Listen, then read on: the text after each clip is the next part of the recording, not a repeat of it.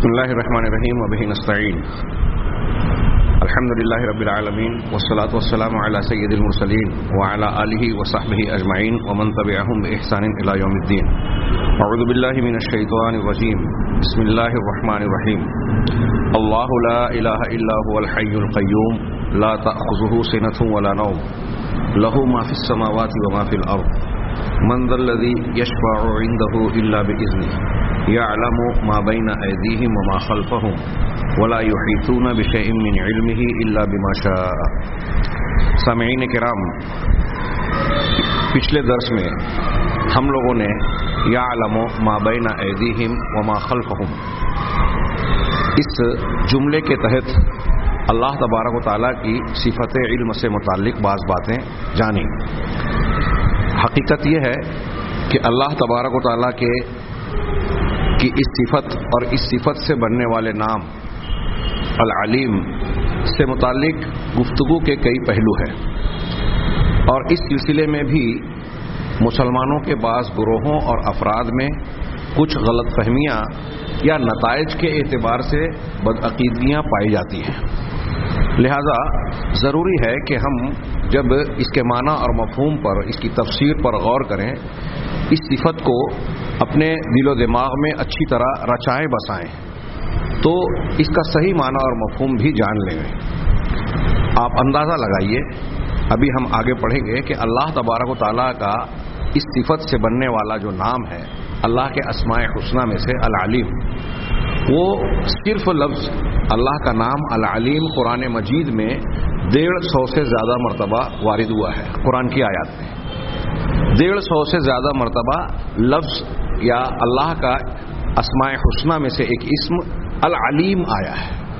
صفت جو آیا ہے یعلم، علما، یہ الگ ہے.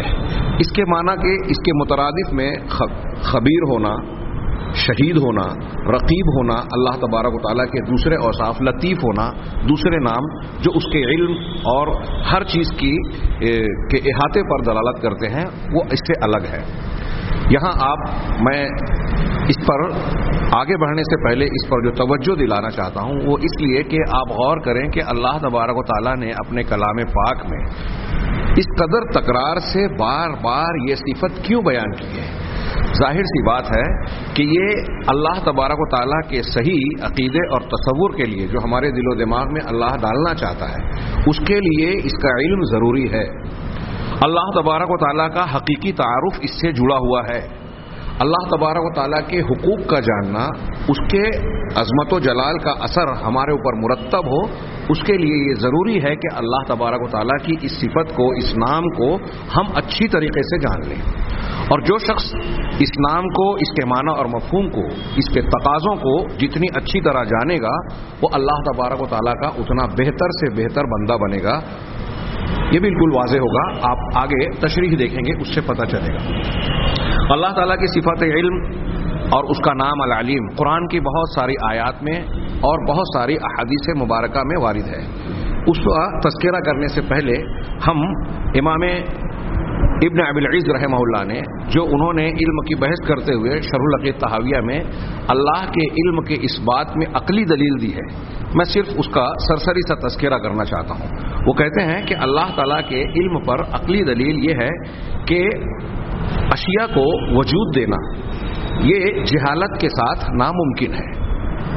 ہم اور آپ یہ مانتے ہیں، عقیدہ رکھتے ہیں کہ پوری کائنات کو اللہ تعالیٰ نے پیدا کیا، وجود بخشا، ان کی ایجاد اللہ نے کی. ایجاد یعنی وجود دینا. اب کوئی چیز پروردگار نے وجود اور تخلیق فرمائی، ایجاد فرمائی، اور اس کا اسے علم نہ ہو، ایسا ناممکن ہے. کیوں؟ اس لیے کہ لأن ایجادہ الاشیاء بارادتہ، اس لیے کہ اللہ تعالیٰ کا چیزوں کو وجود دینا، ایجاد کرنا، یہ اس کے ارادے کے ساتھ ہوا. جب اللہ نے ارادہ کیا کہ کائنات کو پیدا کروں گا، تب اس کے بعد یہ معاملہ وقوع پذیر ہوا. تو پہلے ارادہ ہوا، اور جب کسی چیز کا ارادہ کوئی انسان یا کوئی بھی شخص یا اللہ کی ذات نے کیا تو ارادے کے ساتھ ہی مراد کی، جس چیز کا ارادہ کیا گیا ہو. آج ہم اپنی جانی پہچانی زبان میں اس کو یوں کہہ لیں کہ جس چیز کا منصوبہ ہے، پلاننگ ہے، ہاں، جس چیز کو کرنا چاہتا ہے اس کا منصوبہ اور پلاننگ اس کے دماغ میں ہوتا ہے. میں ایک کام کرنا چاہ رہا ہوں تو اس کام کے کرنے کے تعلق سے میرے ذہن و دماغ میں کچھ خاکہ ہے، کوئی منصوبہ ہے. یہ تصور مراد کہلاتا ہے. تو جب آدمی کسی چیز کا ارادہ کرتا ہے تو اس ارادے کی یعنی اس مراد کی پلاننگ، اس کا تصور ذہن و دماغ میں ہوتا ہے، اس کے علم میں ہوتا ہے. اور یہ تصور مراد ہی دراصل اس چیز کا علم ہے. آپ چاہتے ہیں کہ مثال کے طور پہ ایک سائنٹسٹ ہے، وہ سوچتا ہے کہ میں ایک ایسی مشین بناؤں جس سے کپڑا جو ہے سل جائے آسانی سے، تیزی کے ساتھ. تو پہلے اس کا ایک تصور ذہن و دماغ میں آیا. جیسے اس نے ارادہ کیا تو اس کا تصور ہے، اس کا خیال ہے وہ کس طریقے سے کام کرے گی. یہ ساری چیزیں جو اس کے دماغ میں ہیں، یہ اس تصور کا، اس مراد کا، اس ارادے کا علم ہوا. اب اللہ تبارک و تعالیٰ نے جب مخلوق کو پیدا کیا تو پیدا کرنے سے پہلے اس نے اس کا ارادہ کیا. جب ارادہ کیا تو اس ارادے کے ساتھ مراد کی تصور یعنی مقصد کا خاکہ اللہ تعالیٰ کے علم میں رہا. یہی علم ہے. اور جب یہ چیز ہوئی تو اس کے بعد اللہ تبارک و تعالیٰ نے چیزوں کو پیدا کیا. اس کو انہوں نے اپنی زبان میں کہا کہ ارادہ چیزوں کا پیدا کرنا ارادے کے ساتھ ہوا. ارادہ تصور مراد کو چاہتا ہے، خاکے کو چاہتا ہے ذہن و دماغ میں. اور تصور مراد اصل میں اس مراد کا، اس ارادے کا علم ہی ہے. لہذا ایجاد مستلزم ہے ارادے کو، ارادہ مستلزم ہے علم کو، اور علم جو ہے وہ مستلزم ہے آگے کہا نتیجہ یہ نکلا کہ ایجاد مستلزم ہے علم کو. مستلزم کا مطلب کیا؟ لازمی طور سے چاہنا. تو جب کسی چیز کو پیدا کیا تو لازمی طور سے تقاضا ہوا کہ پیدا کرنے سے پہلے ارادہ ہوگا. جب ارادہ ہوا تو اس کا لازمی تقاضا یہ ہوا کہ اس چیز کا جس کا ارادہ کیا گیا ہے اس کا علم ہو. اور جب علم ہوگا اس کے بعد وہ چیز وجود میں آئی. تو ایک چیز تو عقلی طور سے ایک دلیل یہ ہوئی. دوسری عقلی دلیل صرف 2 جملوں میں یہ کہ ہم دیکھتے ہیں کہ جتنی بھی مخلوقات ہے کائنات کے اندر، سب کے اندر زبردست پختگی ہے، مضبوطی ہے، مہارت سے بنائی ہوئی چیز ہے. آج دنیا میں بہت ساری مصنوعات جو انسانوں نے بنائی ہے، آپ اس پر غور کریں تو آپ دیکھیں گے کہ انسان کی بنائی ہوئی چیز میں روزانہ تبدیلیاں ہوتی ہیں، بہتر سے بہتر ماڈل ہوتا ہے. میں اکثر درس میں کہا کرتا ہوں کہ گراہم بیل جس نے فون ایجاد کیا تھا، اگر آج وہ پیدا ہو جائے تو آج فون کی عجیب عجیب شکلیں دیکھ کر وہ خود حیران ہو جائے. اس نے جس وقت فون بنایا، ایجاد کیا، اس وقت اس کی شکل و صورت کیا تھی اور آج اس کی ترقی یافتہ صورتیں اور شکلیں کیا کیا ہیں. مختلف شکلوں میں انسان نے بنا لیا. اور اب تو موبائل ہے، جیب میں لے کر آدمی چلتا ہے فون کو. تو جس وقت پہلی مرتبہ یہ ایجاد ہوا اس کے بعد سے اب تک کے مختلف مراحل آپ پر آپ غور کیجئے. ایسے ہی ہر انسان کی بنائی ہوئی ہر چیز میں آپ کو نظر آئے گا کہ آج ایک چیز بنی، کل اس سے بہتر، پھر اس سے بہتر، پھر اس سے بہتر. لیکن اللہ تبارک و تعالیٰ کی بنائی ہوئی چیزوں میں دیکھیے، کائنات میں جو قدرتی طور سے بنی ہوئی چیز ہے، جو چیز آپ دیکھیں گے ایسا لگے گا کہ وہ سب سے آخری شکل ہے، حرف آخر ہے. ایسا ماڈل کہ اب اس سے بہتر ماڈل کوئی بنا نہیں سکتا. ہم اپنے آپ پر غور کریں، کیا کبھی کسی انسان کے ذہن و دماغ میں یہ خیال آئے کہ ہماری ناک جہاں ہے وہاں کی بجائے کہیں اور ہوتی، کان جس جگہ پر ہے اس کی بجائے دوسرے مقام پر ہوتا جسم کے تو زیادہ بہتر ہوتا. آنکھوں کا یہ مقام نہیں، بلکہ اگر ان اللہ کی بنائی ہوئی اس ڈیزائن میں کوئی تبدیلی کی جائے تو وہ چیز خوفناک معلوم ہونے لگتی ہے. اجنبیت اس سے محسوس ہوتی ہے، وحشت محسوس ہوتی ہے. آپ درختوں میں دیکھیے، جانوروں میں دیکھیے، پرندوں میں دیکھیے، انسانوں میں دیکھیے، جس چیز میں قدرت کی بنائی ہوئی چیز میں آپ غور کریں گے آپ کو لگے گا کہ یہ اس کا سب سے بہترین ماڈل ہے، آخری شکل ہے. پانی میں تیرنے والے جانوروں کی ساخت اور بناوٹ ایسی ہے کہ وہ تیرنے میں ان کے لیے مددگار ہے. ان کا اپنا جسم اور اپنی ساخت ایسی ہے کہ ان کو شکار کرنے میں اس میں آسانی ہوتی ہے، دشمن سے بچنے میں ان کو مدد ملتی ہے. جس علاقے میں جو جانور رہتا ہے اس علاقے کی مناسبت سے اس کی بناوٹ ہے، اس کی صلاحیتیں ہیں، اس کا شعور ہے. یہ ہم کیا دیکھ رہے ہیں کہ گویا ہر چیز کی بناوٹ میں انتہائی باریکی ہے، دقت ہے، مہارت. ایک چھوٹے سے ذرے سے، چھوٹے سے پودے سے لے کر آپ سورج، چاند، ستاروں، سیاروں، آسمان کی پہنائیوں میں چاہے جس چیز پر غور کرے آپ اللہ کی تخلیق میں کوئی کمزوری، کوئی نقص، کوئی خلل، کوئی ما تری فی خلق الرحمن من تفاوت، کوئی تفاوت آپ اللہ کی پیدائش میں پائیں گے نہیں۔ سن اللہ الذی اتقن کل شیء، قرآن نے کہا کہ یہ اللہ کی بناوٹ ہے، اللہ کی کاریگری ہے جس نے ہر چیز کو انتہائی مضبوطی، مہارت اور پختگی سے بنایا ہے۔ اب ظاہر سی بات ہے، اگر کوئی چیز آپ دنیا کی بنی ہوئی بھی کسی انسان کی دیکھتے ہیں تو دیکھنے کے بعد ہی فوراً یہ فیصلہ کرتے ہیں کہ اس کا بنانے والا کاریگر کتنا ماہر ہے، کتنا جانکار ہے۔ اگر کپڑا ایک ٹیلر ماسٹر دیکھتا ہے کسی کے بدن پہ کپڑا کاندھا یا شولڈر ایک طرف لٹکا ہوا ہو تو کہتے ہیں کہ کس بیوقوف ٹیلر سے آپ نے دردی سے سلوا لیا، وہ سلنے میں ماہر اور جانکار نہیں ہے۔ اور اگر فٹنگ بہت اچھی ہے، سلائی بہت اچھی ہے تو کہتے ہیں کہ جس درزی نے سیا ہے واقعی بہت ماہر آدمی ہے۔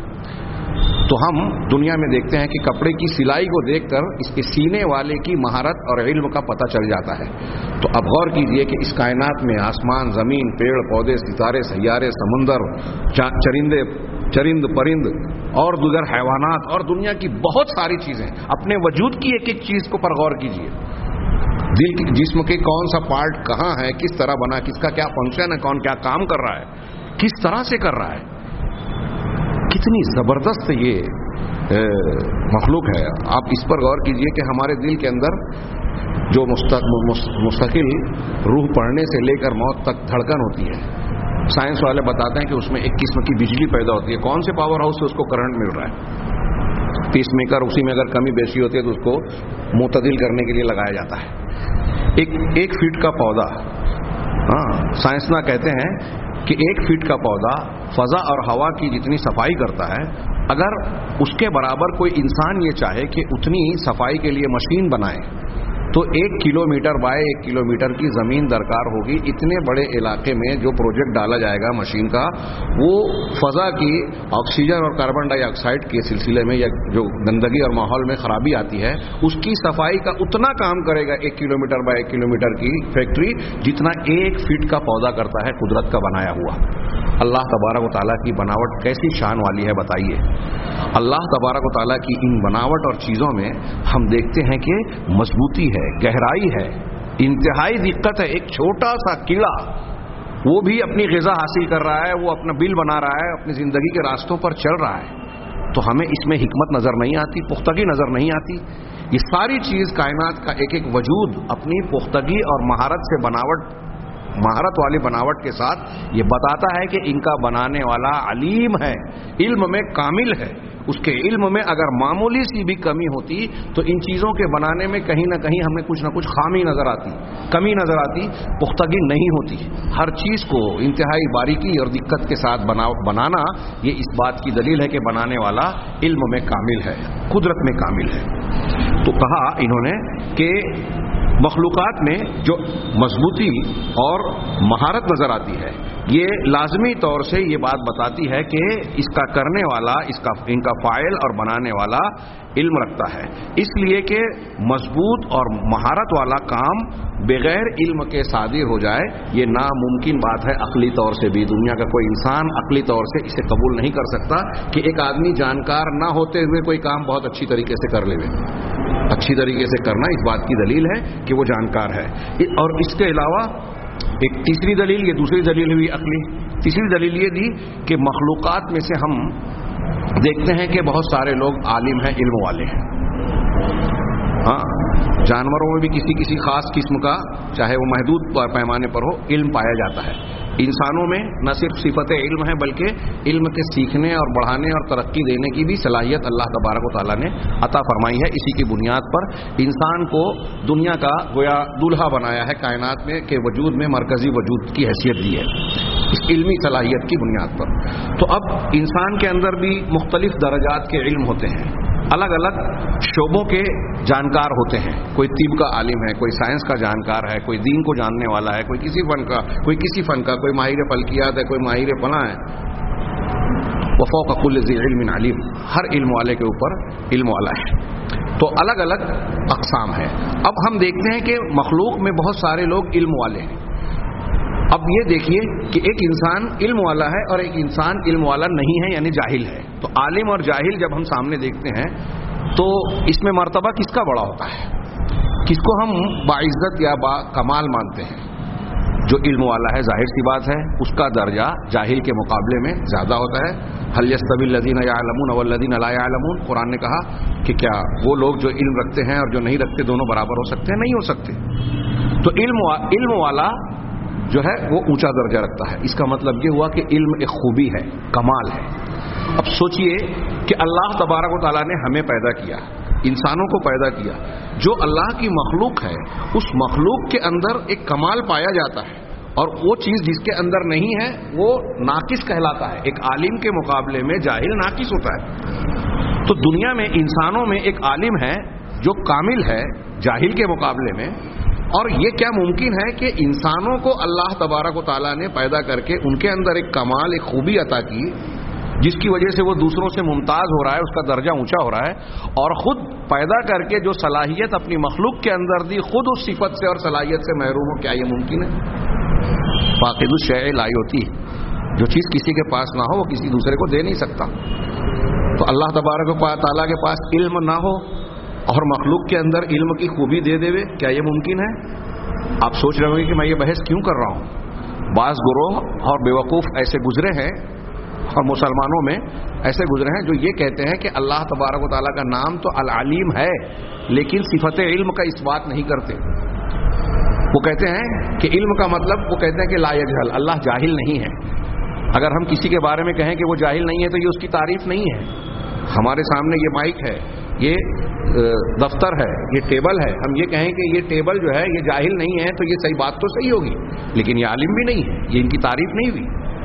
تو کچھ لوگ یہ کہتے ہیں کہ اللہ تعالیٰ کے علم کا اس بات کیے بغیر یہ کہا جائے کہ جہالت نہیں ہے تو یہ بات درست نہیں ہے. یا جو لوگ اللہ تبارک و تعالیٰ کے علم کا کسی بھی اعتبار سے رد کرتے ہیں یا کسی بھی قسم کی اور کسی بھی حیثیت سے اللہ تعالیٰ کے اندر جہالت کو مانتے ہیں، جیسے میں نے کل ایک قول پچھلے درس میں قول نقل کیا کہ کچھ لوگ کہتے ہیں کہ اللہ کو کلیات کا علم ہے، موٹی موٹی باتوں کا، جزیات کا نہیں. اسی طرح رافضی لوگ اور قدریہ، تقدیر کا انکار کرنے والے لوگ یہ کہتے ہیں کہ اللہ تبارک و تعالیٰ کو مستقبل کا علم نہیں ہوتا. ان سارے لوگوں کا رد کرنا مقصود ہے کہ وہ عقل کا بھی استعمال کریں. قرآن و حدیث میں اللہ کی صفت علم کا جو اس بات ہے مختلف انداز میں وہ تو ہے ہی. اگر عقل اور شعور سے بھی غور کریں تو عقلی دلیلوں سے بھی یہ ثابت ہوتا ہے کہ اللہ تبارک و تعالیٰ کے لیے علم کی صفت ثابت شدہ ہے، اور نہ صرف علم کی صفت بلکہ ایسا علم جو تمام چیزوں کو گھیرے ہوئے ہے، ماضی، حال، مستقبل، تمام زبانوں کو، تمام اشیاء کو، کائنات کی چھپی اور کھلی ہوئی چیزوں کو، ظاہر اور باطن کو، ہاں ہر چیز کو گھیرے ہوئے ہے. کوئی بھی چیز جو موجود ہے اللہ کے علم سے باہر نہیں ہے. یہ انسان کی عقل بھی اس بات کی گواہی دیتی ہے. یہ شولق الطحاویہ میں کچھ اور بھی تھوڑی سی آگے گفتگو ہے، میں اس کو ترک کر رہا ہوں. آگے امام طحاوی رحمہ اللہ نے العقیدۃ الطحاویہ میں جو ایک متن پیش کیا، میں اسے پیش کر کے اس کی مختصر سی تشریح آپ کے سامنے رکھنا چاہتا ہوں. امام طحاوی کہتے ہیں کہ وَلَمْ يَخْفَ عَلَيْهِ شَيْءٌ قَبْلَ أَنْ يَخْلُقَهُ وَعَلِمَ مَا هُمْ عَامِلُونَ قَبْلَ أَنْ يَخْلُقَهُ، کہ اللہ تبارک و تعالیٰ پر کوئی بھی چیز مخفی نہیں ہے ان کے پیدا کرنے سے پہلے. ابھی کسی چیز کو پیدا نہیں کیا، پیدائش اور وجود دینے سے پہلے بھی اللہ تبارک و تعالیٰ پر اس چیز کے وجود کے بعد کی چیزیں مخفی نہیں ہیں. یہ اس میں روافض کا اور ان کا قدریہ کا رد ہو رہا ہے. ہاں، وَعَلِمَ مَا هُمْ عَامِلُونَ قَبْلَ أَنْ يَخْلُقَهُمْ، اور اللہ تبارک و تعالیٰ نے جان لیا، اللہ کے علم میں ہے، اللہ کو معلوم تھا وہ تمام چیزیں جو لوگ کرنے والے ہیں، جو عمل کرنے والے ہیں، ان کو پیدا کرنے سے پہلے. یہ لفظی ترجمہ کیا، بہت غور سے یہ سنیے گا. اس میں دل میں جو تقدیر کے بارے میں ایک سوال اٹھتا ہے، بہت سارے عام آدمی، عام مسلمان یہ سوال کرتے ہیں، اور کبھی کبھی منکرین حدیث یا رافضی اور گمراہ لوگ جو ہے کچھ لوگوں کو الجھانے کے لیے یہ سوال کرتے ہیں کہ ارے تب تقدیر کو تم مانتے ہو، تقدیر میں لکھا ہوا ہے کہ تم گناہ کرو گے، فلاں آدمی جہنم میں جائے گا، تو پھر یہ اس کا کیا قصور ہوا؟ یہ تو اللہ نے پہلے ہی سے لکھ دیا اور اس کو جہنم میں ڈال رہا ہے، تو یہ تو ظلم ہوا. تو ایسے سوالات اٹھا کر یا تو تقدیر کا انکار کرتے ہیں یا قرآن و حدیث پر شک و شبہات پیدا کرتے ہیں کہ یہ صحیح نہیں ہے. یہ ان کی غلط فہمی ہے. اگر آپ یہ عبارت اور اس کا مطلب اور معنی جان جائیں, اللہ تعالیٰ کے علم کی حقیقت کو صحیح عقیدے کی شکل میں اختیار کر لیں, تو ایسے شبہات آپ کو گمراہ نہیں کر پائیں گے. اس قسم کی باتیں آپ کو راہ راست سے ہٹنے نہیں دے گی, بچا لے گی. کیا مطلب ہے اس کا؟ یہاں جو جملہ امام طحاوی رحمہ اللہ نے کہا, یہ اہل سنت والجماعت کا عقیدہ ہے کہ چیزوں کو, مخلوق کو پیدا کرنے سے پہلے اللہ تبارک و تعالیٰ کو ان کا علم تھا, ہے, اور پیدا کرنے کے بعد وہ کیا کرنے والے ہیں یہ اللہ تعالیٰ کو پہلے ہی سے معلوم ہے. دیکھیے یہاں انہوں نے ماضی کا صیغہ پاسٹ ٹینس سے استعمال کیا. عالم, اللہ کو علم تھا, جان چکا تھا, پہلے ہی سے معلوم ہے کہ مخلوق کو جب پیدا کرے گا تو یہ کیا کرنے والے ہیں, مستقبل میں ان کے اعمال کیا ہوں. جب اللہ کو پہلے سے معلوم ہے کہ یہ کیا کرنے والے ہیں, تو اس علم کی بنیاد پر تقدیر میں لکھ دیا کہ یہ کیا کرنے والا ہے, یہ کون سے راستے پر چلنے والا ہے. لوگ سوال کرتے ہیں نا کہ لکھا ہے اس لیے میں نے گناہ کیا. نہیں, اس جملے کا جواب, اس کو صرف پلٹ دیجئے, جواب ہو جائے گا کہ آپ ایسا کرنے والے تھے, گناہ کرنے والے تھے, اس لیے اللہ نے لکھا. اللہ نے لکھ دیا تو اس کے لکھنے کی وجہ سے آپ مجبور ہو گئے, یہ صحیح نہیں ہے. جیسے ایک ٹیچر کسی بچے کے بارے میں کہتا ہے کہ فلاں بچہ فیل ہو جائے گا, تو ٹیچر کے اب وہ واقعی فیل ہو جائے تو کیا کوئی سرپرست جا کے ٹیچر سے یہ کہتا ہے کہ چونکہ آپ نے کہا تھا کہ میرا بچہ فیل ہوگا اس لیے فیل ہوا؟ نہیں. ٹیچر کہے گا کہ میں نے اس کی کارکردگی اور اس کی تعلیمی صلاحیت کو, اس کی محنت اور عمل کو, اس کی شرارتوں کو دیکھ کر میں نے یہ بات کہی تھی, اندازہ ظاہر کیا تھا. کبھی کبھی ٹیچر کی بات غلط بھی ہوتی ہے, اللہ کی بات غلط نہیں ہو سکتی کیونکہ وہ علم کامل رکھتا ہے. تو یہ ٹیچر جب اس طرح کہتا ہے, ایسے ہی اللہ تبارک و تعالیٰ علم کامل والا ہے تو اس نے اپنے علم کی بنیاد پر ہمیشہ سے لکھ دیا. تو بہرحال یہ امام طحاوی رحمہ اللہ کی عبارت ہے. اس کی شرح بڑی پیاری کی علامہ ابن ابی العز نے. انہوں نے کہا کہ فإنه سبحانه يعلم ما كان وما يكون وما لم يكن الله كان كيف يكون, کہ اللہ تبارک و تعالیٰ ماکان کو جانتا ہے. ماکان یعنی جو ہو چکا, وما یکون اور جو ہو رہا ہے اور جو ہوگا, یعنی ماکان ماضی ہوا اور ما یکون حال اور مستقبل, جو ہو رہا ہے اور جو ہوگا اس کو بھی جانتا ہے. آگے انہوں نے جملہ کہا کہ وما لم یکن لو کانا کیف یکون, اور جو نہیں ہوا اللہ تعالیٰ اس کو بھی جانتا ہے, جو ہوا نہیں اگر ہوتا تو کیسا ہوتا, اگر ہوتا تو کیسا ہوتا. ایک شخص کے بارے میں ہم کہیں گے جیسے یہ آدمی ہے تو ایسا ہے, اگر یہ عورت ہوتا تو اللہ کو پتا ہے کہ یہ عورت ہوتا تو کیا کرتا. میں ایک مثال دے رہا ہوں سمجھانے کے لیے.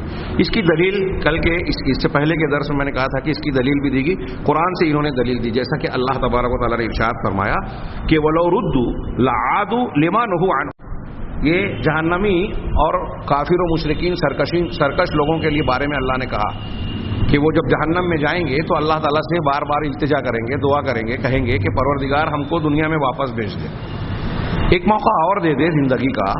اب جب ہم دنیا میں جائیں گے نا تو تیری نافرمانی نہیں کریں گے, کفر و شرک اور بدعت وغیرہ کا کام نہیں کریں گے, اب اچھا عمل کریں گے, ایمان کے تقاضوں پر عمل کریں گے, تیرے رسول کی اتباع کریں گے وغیرہ وغیرہ. اللہ تبارک و تعالیٰ ان کے بارے میں ارشاد فرما رہا ہے, ان کو لوٹائے گا نہیں. اللہ نے کہا وَلَوْ رُدُّوا, اگر ان کو لوٹا دیا جائے, یعنی آخرت والی زندگی سے پھر سے دنیا میں واپس بھیجا جائے, پھر سے دنیا کی زندگی کا موقع دیا جائے, لَعَادُوا لِمَا نُهُوا عَنْهُ, تو وہ انہی کاموں کی طرف, انہی عقائد کی طرف پلٹیں گے جن سے ان کو منع کیا گیا تھا. سورہ انعام کی آیت نمبر 28 ہے یہ. آگے امام طحاوی کہتے, امام ابن ابی العز کہتے ہیں کہ اگرچہ کہ اللہ تعالیٰ یہ جانتا ہے اور یہ بتایا ہے قرآن میں کہ انہم لا یردون, کہ جہنم میں جانے والوں کو واپس دنیا میں بھیجا نہیں جائے گا, دوسرا موقع ان کو دیا نہیں جائے گا, وہ آئیں گے نہیں, پھر سے کسی کو وہ دوسرا موقع نہیں ملے گا. یہ پنرجنم والی بات کہیں سے ثابت نہیں ہے, نہ آسمانی کتابوں سے, الہامی کتابوں سے, نہ عقل اور سائنس کے اعتبار سے ثابت ہوتی ہے, یہ بدعقیدگی ہے. تو دنیا سے جو چلا گیا اسے پھر سے دنیا میں آنے کا دوبارہ موقع نہیں ملے گا, یہ اللہ تعالیٰ جانتا ہے اور قرآن میں یہ بندوں کو بتا بھی دیا ہے کہ اگرچہ وہ واپس نہیں لوٹائے جائیں گے, اس کے باوجود اللہ نے یہ بتایا, خبر دی کہ اگر اللہ تبارک و تعالیٰ ان کو لوٹا بھی دے بفرض محال وہ پھر سے آ بھی جائیں تو یہ انہی کاموں کی طرف پھر سے پلٹیں گے جن سے ان کو منع کیا گیا ہے, یعنی اچھا کام نہیں کریں گے, برا کام ہی کریں گے, کیونکہ ان کی سرشت میں, ان کے مزاج میں برائی ہے. اسی طرح اللہ تبارک و تعالیٰ نے قرآن میں ایک جگہ کہا وَلَوْ عَلِمَ اللَّهُ فِيهِمْ خَيْرًا, اگر اللہ تعالیٰ ان کے بارے میں ان کافروں کے متعلق خیر کو جانتا، اس اللہ کے علم میں ہوتا کہ ان کے اندر خیر ہے، لَأَسْمَعَهُمْ تو انہیں سنا دیتا، حق باتیں ان کے بصیرت کے ساتھ سنا دیتا، وَلَوْ أَسْمَعَهُمْ اور اگر انہیں سنا بھی دے لَتَوَلَّوْا وَهُمْ مُعْرِضُونَ تو وہ اعراض کرتے ہوئے کتراتے ہوئے پیٹ پھیر لیں گے، مانیں گے نہیں۔ ہاں یہ اللہ تعالیٰ کہہ رہا ہے کہ اگر ان کو ایسا کرے بھی، ایسا ہونے والا نہیں ہے، مر گئے اور کھپ گئے، ہاں چاہے تو اگر ان کو موقع ملتا بھی تو ماننے والے نہیں تھے۔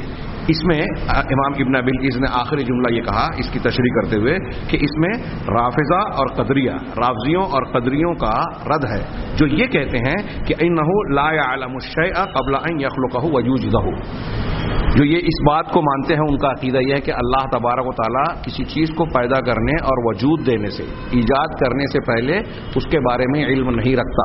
اسی بنیاد پر ان کے بہت سارے عقیدے استوار ہوتے ہیں، انتہائی گھناؤنا عقیدہ جو روافض کھل کر اعتراف نہیں کرتے۔ ایک عقیدہ ان کے یہاں ہے بدا کا، بدا یعنی ظاہر ہونا، یہ یہودیوں کا عقیدہ ہے، یہاں ہمارے یہاں روافض میں بھی ہے۔ بدا کا مطلب کیا ہوتا ہے؟ ظاہر ہونا۔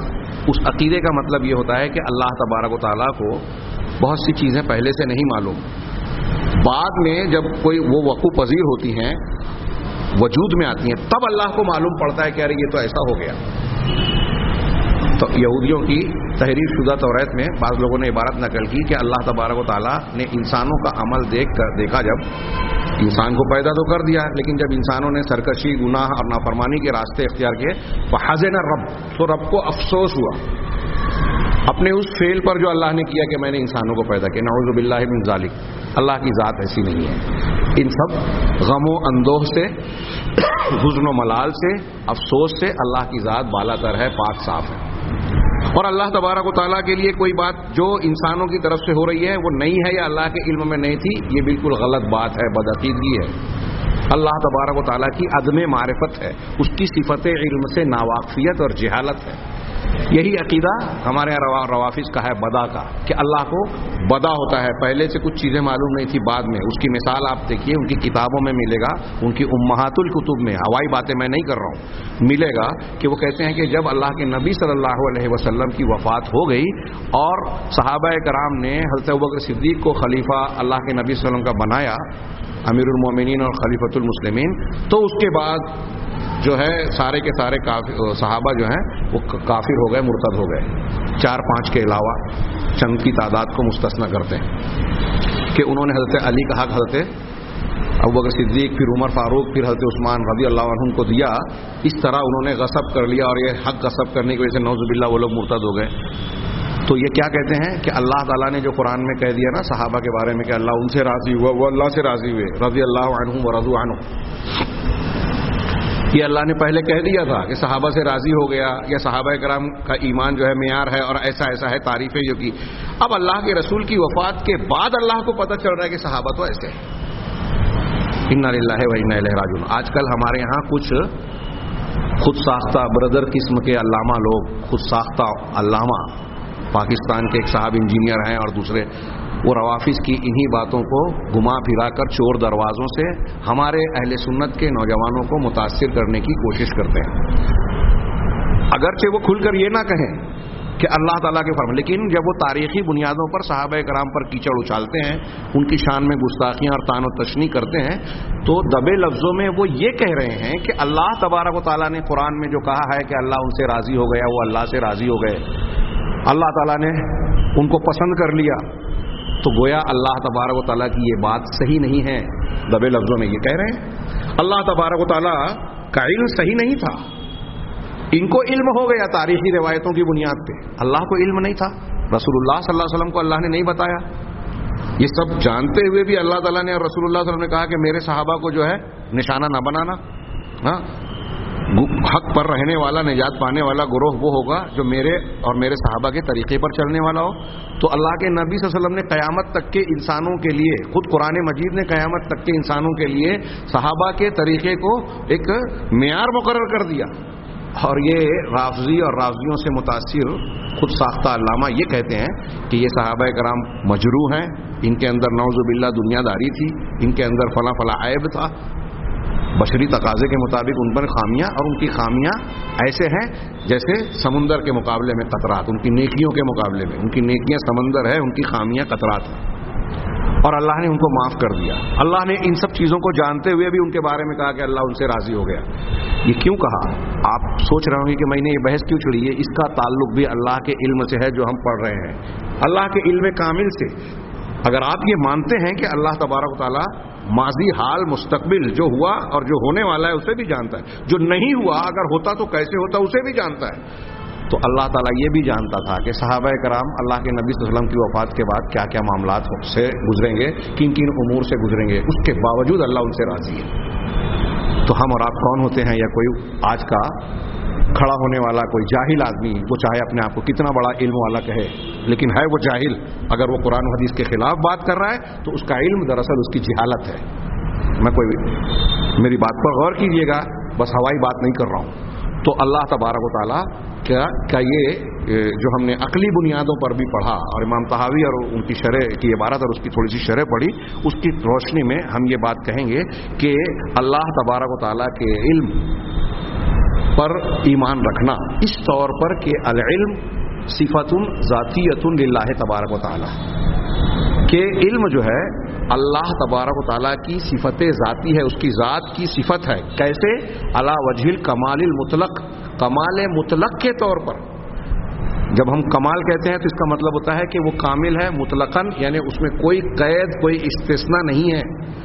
ہر طرح کا جو علم اور معلوم کے دائرے میں آ سکتا ہے وہ سب اللہ کو معلوم ہے، کوئی چیز اس سے خارج نہیں ہے، کوئی مستثنا نہیں ہے۔ ہاں، لا نقص فیہ بوجہ من الوجوہ، کسی بھی شکل میں اس کے علم میں کوئی کمی، کوئی نقص نہیں ہے۔ اس کی چند دلیلیں اس سے پہلے والے درس میں بھی گزر چکی، کچھ دلیلوں کو پھر سے دیکھیں۔ اللہ تبارک و تعالیٰ نے ارشاد فرمایا، هو اللہ الذی لا الہ الا هو، وہ اللہ ہی ہے، اس کے سوا کوئی بھی معبود برحق نہیں ہے۔ اب یہاں بھی دیکھیے، معبود برحق نہیں ہے، اس کی دلیل کیا دے رہے ہیں؟ عالم الغیب والشہادۃ هو الرحمن الرحیم۔ ہم آیت الکرسی کی جس جملے کی تفسیر پڑھ رہے ہیں، یہ بھی توحید کی ایک دلیل ہے، اور یہ سورہ حشر کی جو آیت بڑی مشہور ہے، اس میں بھی اللہ کے معبود برحق ہونے کی وحدانیت کی دلیل کے طور پر کیا پہلی بات پیش کی؟ عالم الغیب والشہادہ، کہ وہ غیب اور شہادہ، چھپے اور کھلے کا جاننے والا ہے، چھپے اور کھلے کا جاننے والا ہے۔ کوئی اور ہستی ایسی ہے جو چھپی اور کھلی ساری باتوں کو جانتی ہے؟ اور اگر کوئی شخص، جیسا کہ میں نے پچھلے درس میں ذکر کیا تھا، نبی کریم صلی اللہ علیہ وسلم کو، 12 اماموں کو، اولیاء و صالحین کو، کسی کو بھی اللہ کے علاوہ جو ہیں، کسی کو بھی اگر عالم الغیب و شہادہ اللہ کی طرح مانتا ہے، چاہے چند پرسنٹ مان، 1% مانے، وہ مشرک ہے، کافر ہے، قرآن کی اس آیت کا انکار کر رہا ہے۔ اور ایسی کئی آیتوں کا جس میں اللہ تعالیٰ نے صاف صاف کہا کہ علام الغیوب، عالم الغیب و شہادہ صرف اور صرف اللہ ہے۔ غیب کی جو باتیں اللہ کے نبی صلی اللہ علیہ وسلم، انبیاء کرام جو جانتے تھے، انہوں نے اپنی امتوں کو بتایا، وہ وہی جانتے تھے جو اللہ نے بتایا، اور جو رسولوں کو اللہ نے بتایا، رسولوں نے اپنی امت کو بتایا۔ اب دیکھیے، جنت و جہنم غیب ہے، قبر میں جو واقعات، معاملات ہونے والے ہیں، وہ عذاب کی شکل میں ہو یا ثواب کی شکل میں، وہ بھی غیب ہیں ہمارے لیے۔ فرشتے ہمارے لیے غیب ہیں، میدان محشر میں جو واقعات پیش آنے والے ہیں وہ ہمارے لیے غیب ہیں، لیکن اللہ نے اپنے رسول کے ذریعے سے اور اپنی کتاب کے ذریعے سے ایسی بہت ساری غیب کی چیزیں ہمیں اور آپ کو بتائی۔ اب ہم بھی اس غیب کو مانتے ہیں، ایمان بالغیب اسی کو کہتے ہیں کہ ہم یؤمنون بالغیب، غیب پر ایمان رکھتے ہیں ہم لوگ، اور ایسے ہی لوگ مومن ہیں جو غیب کو مانتے ہیں۔ کون سا غیب؟ جو اللہ نے اور رسول نے بتایا۔ رسول نے کیسے بتایا؟ اللہ کے بتانے سے بتایا۔ تو جتنا اللہ نے بتا دیا، رسول اتنا جانتے ہیں، اور رسول نے کو جتنا بتایا، رسول نے امت کو بتایا۔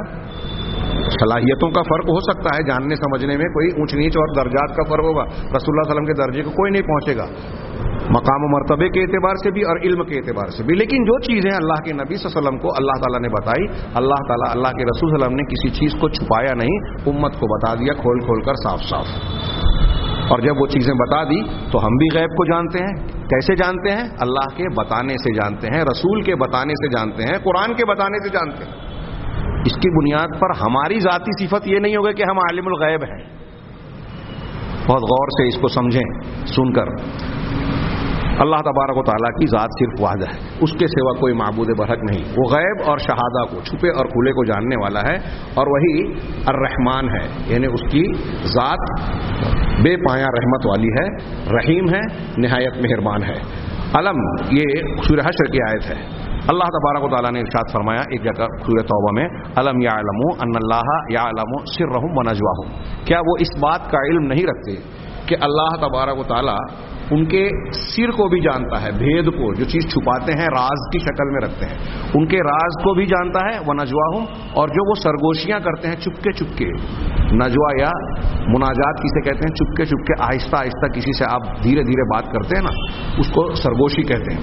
تو اللہ تعالیٰ تمہارے نجوا کو بھی جانتا ہے. اس سے پہلے وہ حدیث گزر چکی ہے، میں صرف اشارہ کروں. حضرت خولہ نے آ کے اللہ کے رسول سے شکایت کی. صحابہ کہتے ہیں کہ ہم لوگ قریب میں تھے، ام المومنین یا دوسرے لوگ، لیکن کیا وہ بات کر رہی ہم کو نہیں معلوم، ہم صرف بھنبھناہٹ سن رہے تھے ان کی، دوی صوتہا. لیکن قرآن میں آیت آ گئی قد سمع اللہ قول التی تجادلک فی زوجہا وتشتکی الی اللہ. اللہ نے اس عورت کی بات سن لی جو آپ سے آپ کے شوہر کے بارے میں جھگڑ رہی تھی اور اللہ کے جناب میں شکایت پیش کر رہی تھی. اللہ نے سن لی. اللہ جانتا بھی ہے، سنتا بھی ہے. تو اللہ تبارک تعالیٰ انسان کی سرگوشیوں کو بھی جانتا ہے. یہ 2-3 آیتیں میں نے پیش کی. ابھی جب ہم اگلے درس میں اللہ تعالیٰ کے نام العلیم پر تفصیل پڑھیں گے تو وہاں کچھ دلیلیں مزید آئے گی اللہ کے علم کو، گراؤ کو بیان کرنے والی. یہاں سنت سے، حدیث سے اللہ کی صفت علم کی 1-2 مثالیں پیش کریں. مثال کے طور پہ بخاری وغیرہ میں جو دعائے استخارہ ہے، خیر طلب کرنا، استخارے کی دعا، اگرچہ ہمارا صرف اس کے ایک لفظ سے استدلال کرنا مقصود ہے، لیکن میں 1-2 جملے کی وضاحت کر دوں.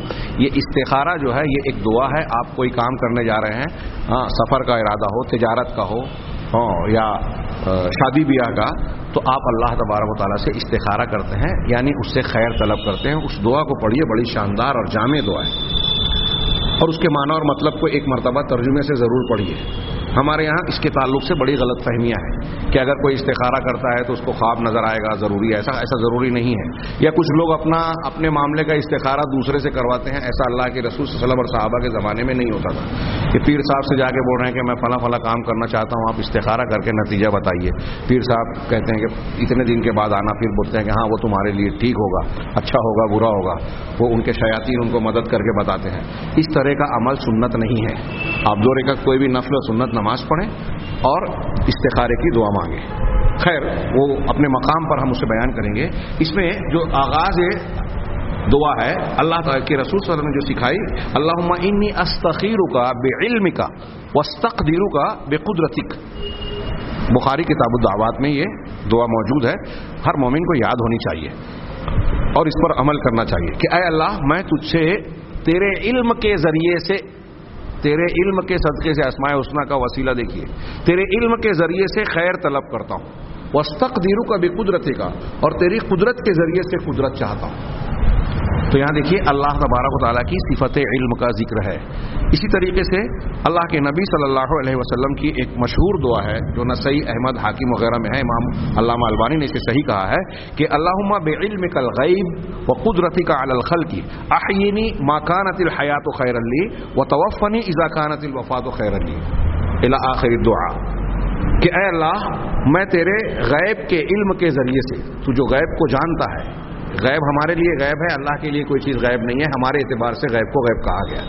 تیرے غیب کے جاننے کی وجہ سے اور مخلوق پر تیری قدرت کے ذریعے سے، یعنی تو غیب کو جانتا ہے، ساری مخلوق پر پوری قدرت رکھتا ہے، اس کا حوالہ دے کر اس کے وسیلے سے میں تجھ سے مانگتا ہوں کہ مجھے اس وقت تک زندہ رکھ جب تک زندگی میرے لیے خیر ہو، بہتر ہو، اور جب تو مجھے وفات دے وَإِذَا كَانَتِ الْوَفَاءُ وَتَوَفَّنِي، اور وفات دے تو اس وقت دے جب وفات میرے لیے بہتر ہو.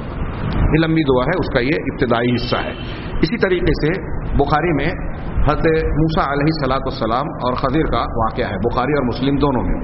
اس دعا کے اندر، اس قصے میں حضرت خضر نے موسیٰ علیہ السلام سے خطاب کر کے کہا، جو حدیث میں وارد ہے کہ یا موسیٰ انی علی علم من علم اللہ علمنی لا تعلمہ انت. کہ اے موسیٰ، میں ایک ایسے علم پر ہوں، اللہ کے علم میں سے ایسے علم پر ہوں جسے اللہ تعالیٰ نے مجھے سکھایا ہے. میں نے پورا لفظی ترجمہ کیا.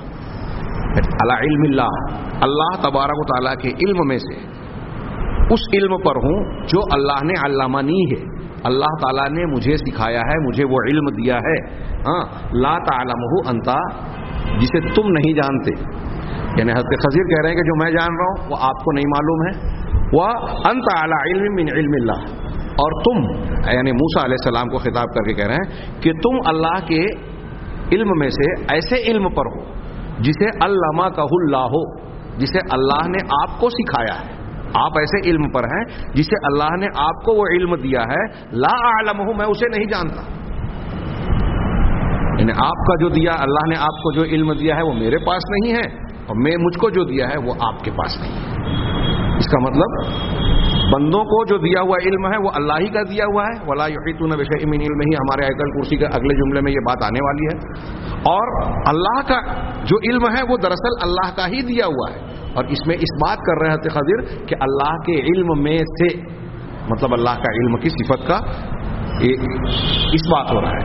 اسی حدیث میں حضرت خضر کا یہ جملہ بھی قابل لحاظ ہے, اور اللہ تبارک و تعالیٰ کے علم کی کشادگی کا اس سے اندازہ لگایا جا سکتا ہے. اسی حدیث میں یہ بھی ایک جملہ ہے, وجاء عصفور فوقع على حرف السفینہ, کہ ایک گوریا, ایک چھوٹا پرندہ آیا اور کشتی کے کنارے کے حصے پر, کشتی کا تختہ تھا, وہاں پانی میں کشتی تھی, اس کے تختے پر آ کے بیٹھ گئی وہ گوریا. فنقر فی البحر نقرۃ, اس نے سمندر میں ایک چونچ ماری, مطلب پانی میں چونچ ڈال کے گویا اس نے پانی لیا اپنی چونچ میں. فقال له الخضر, حضرت خضر یا خضر علیہ الصلوۃ والسلام نے حضرت موسیٰ علیہ الصلوۃ والسلام سے کیا جملہ کہا, ذہن و دماغ پر لکھ لینے والا ہے. اللہ کے علم کے متعلق صحیح عقیدے کو اختیار کرنے کے لیے ضروری ہے. کہا کہ ما علمی و علمک من اللہ من علم اللہ الا مثل ما نقص هذا العصفور من هذا البحر, کہ اے موسیٰ تمہارا علم اور میرا علم اللہ کے علم کے سامنے ایسے ہی ہے جیسے اس گوریا نے سمندر سے پانی لیا.